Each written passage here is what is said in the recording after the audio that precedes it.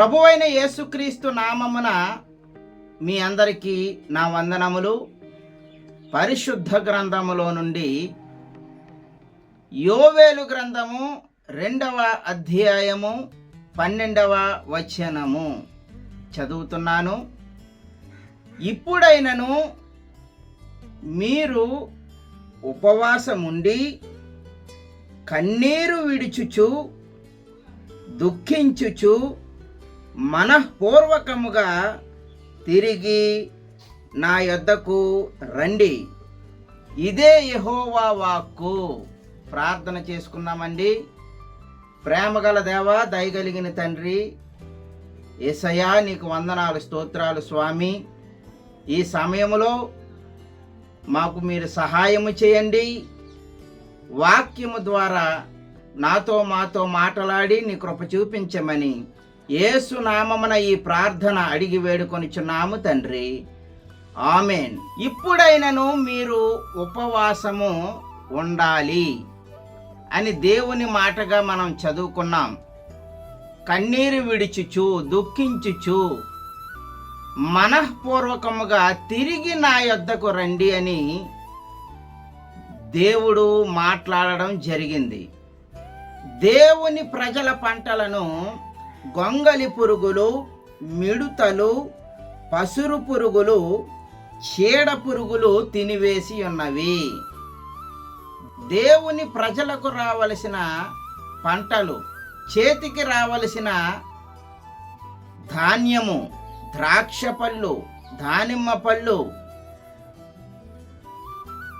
చేతికి రాకుండా 4 రకముల పురుగులు పంటలను, దేవుని ప్రజల పంటలను తినివేసి ఉన్నవి అని యోవేలు గ్రంథము 1వ అధ్యాయములో వ్రాయబడి ఉంది.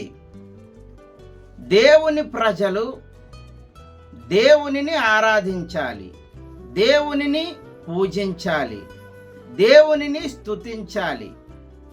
దేవుని ప్రజల పంటలను తినివేసిన పురుగులను దేవుడు వాటిని తొలగించి వారిని ఆశీర్వాదంలోనికి నడిపించాలంటే, పంటలు బాగా పండాలి అంటే దేవునిని ఆరాధించాలి, ఉపవాసము ఉండాలి. దేవుని ప్రజలు దేవుని వైపు తిరిగినప్పుడు, దేవునిని ఆరాధించినప్పుడు, దేవునిని స్తుతించినప్పుడు, దేవునికి ప్రార్థించినప్పుడు, దేవునిని మహిమపరిచినప్పుడు దేవుడు దేవుని ప్రజలను దీవిస్తారు, ఆశీర్వదిస్తారు.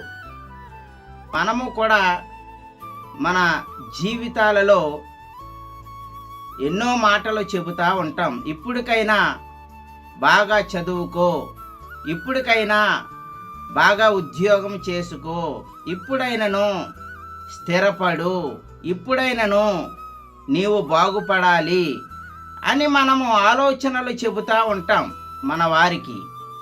ఇప్పుడైనను దేవుని ప్రజల పరిస్థితులు బాగుండాలి అంటే ఉపవాసముండి కన్నీరు కార్చి దేవునిని ప్రార్థించాలి, ఉపవాసము ఉండాలి.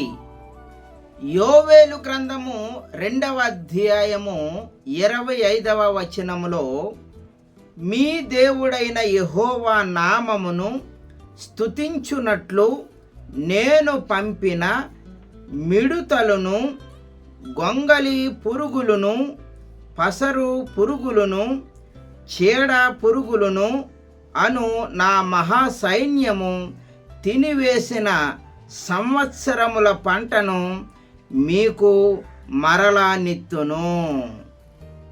4 రకముల పురుగులు తినివేసిన పంటను దేవుడు మరలా ఇస్తాను అని అంటున్నారు. దేవుని ప్రజలను దేవుడు ఆశీర్వదిస్తారు.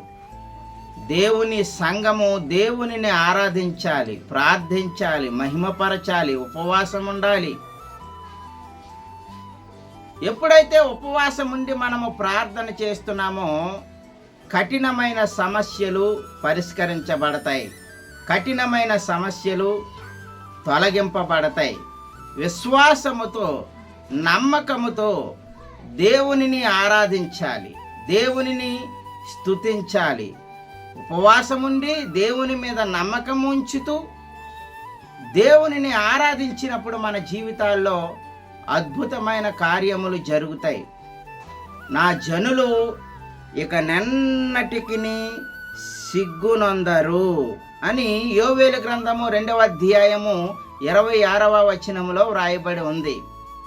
దేవుని ప్రజలకు అవమానము కలగకుండా, దేవుని ప్రజలు సిగ్గుపడే పరిస్థితి రాకుండా దేవుడు దీవిస్తారు.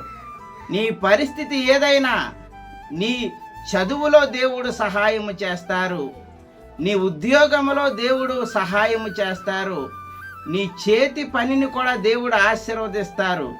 నువ్వే రంగంలోనైనా సరే అభివృద్ధి పొందాలంటే దేవుని చిత్తానుసారముగా మనము ఉపవాసం ఉండి దేవునికి ప్రార్థించాలి, దేవునిని మహిమపరచాలి.